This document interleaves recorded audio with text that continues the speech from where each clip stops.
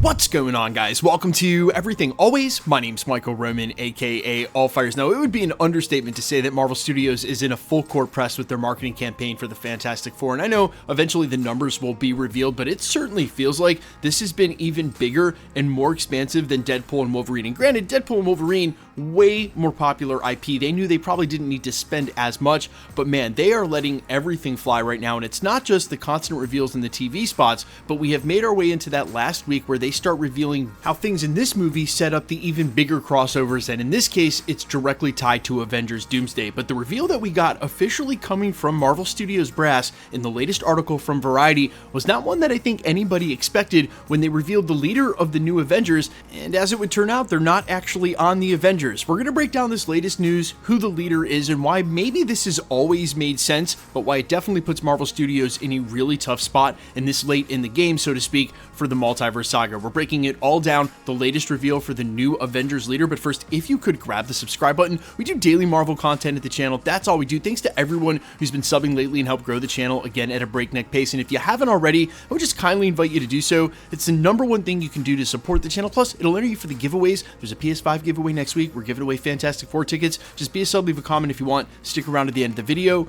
We get into all the giveaway stuff again there. Okay, so this is coming from the director of the Fantastic Four, Matt Shakman, when referencing Mr. Fantastic's arc and development during the Fantastic Four first steps. This is what he had to say, quote, "He goes from being the nerdy scientist who's locked away in the lab, to the husband and the father who'd do anything to protect his family, to the guy who's leading the Avengers." Now, immediately, everyone has taken that quote and tried to imply that this means somehow he'll be on the Avengers, but he's not. He's a member of the Fantastic Four. He's going to stay a member of the Fantastic Four. It's just that when we get to Avengers Doomsday, there's a good chance that Reed Richards and ipso facto the rest of the Fantastic Four team are going to know the most about what's going on and the most about Dr. Doom. And in that, they'll be the ones informing everyone about what to do next, what his plan is, and what they already know.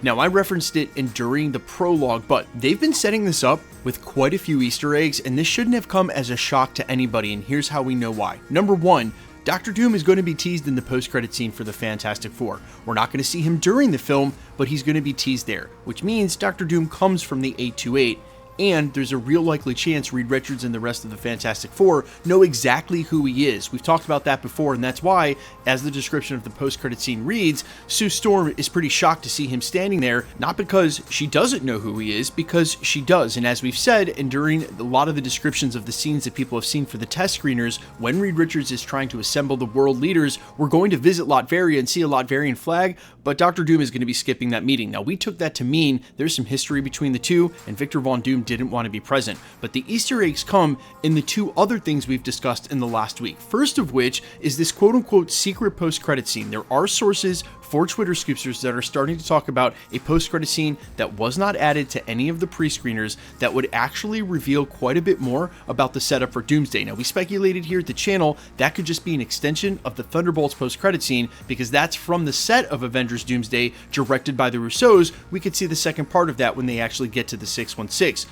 But we also theorize that that may be the place we see the secret character that has not been revealed in any of the test screening reactions or leaks, and that might be the Council of Reeds giving us a ton of information, while that Reed informs our Pedro Pascal Reed about Dr. Doom's plan in the multiverse, a ton of setup for Avengers Doomsday, again making Reed Richards not just the smartest guy in the room, like figuratively, but also the most informed, and in that way able to lead the heroes of the 616 as to their mission and during Avengers Doomsday. But the second huge breadcrumb may be even bigger, and that's with industry insider Daniel RPK leaking recently that they are shooting scenes in the 828, the Fantastic Four's universe, on a baseball field, which means we will be going back to that universe after the Fantastic Four have left and come to the 616. Now, I think it is very safe to assume that will be setting up the backstory for Victor Von Doom. And in that, we'll be establishing how Reed and Victor Von Doom know each other. And so to say that Reed Richards knows Dr. Doom might be an understatement, because their backstory and history may be way, way deeper than they're going to let on. And during this film, that's why he may be specifically absent. And in that would only further Reed Richards' understanding of the villain that they're facing in Dr. Doom, which, again, just by default makes him basically the leader in the situation if he's the most informed. But all this stuff aside, it really goes much deeper than that, because the duality between Mr. Fantastic and Victor Von Doom is pretty much at the core of both characters and at the heart of the Jonathan Hickman storyline. So really, this whole time, it was always going to be Reed Richards. Always. Yes, Sam Wilson's Cap will probably be the leader of his squad, and it looks like Yelena Belova for now might be the leader of what's going on with the new Avengers with a Z, and you've got Captain Marvel as maybe the head of her squad with Wong and Bruce Banner, but really at the end of the day, Reed Richards is going to be the smartest guy in the room, the most connected to Doctor Doom and know what's going on, and really at the heart of the duality, which in a lot of ways defines both characters. So you can't really establish the Doctor Doom they needed to in the MCU for a film that's called Avengers Doomsday unless they had included Reed Richards as another major balancing point, the protagonist to Doctor Doom's antagonist, or flip it around as Doctor Doom sees it. He is the protagonist, and it's Reed Richards who's the antagonist. And in that, of course, it was always going to be Reed. Now, let's back up for a second, because this does not mean that there aren't going to be other major characters with major arcs. This is not just the Reed and Doctor Doom show. Okay, it might be a lot of the Reed Richards and Doctor Doom show, but it is solely not the Reed Richards show. There are going to be a lot of other characters which the stories are going to revolve around, because remember, they're not going to have all of these heroes in the same place at the same time.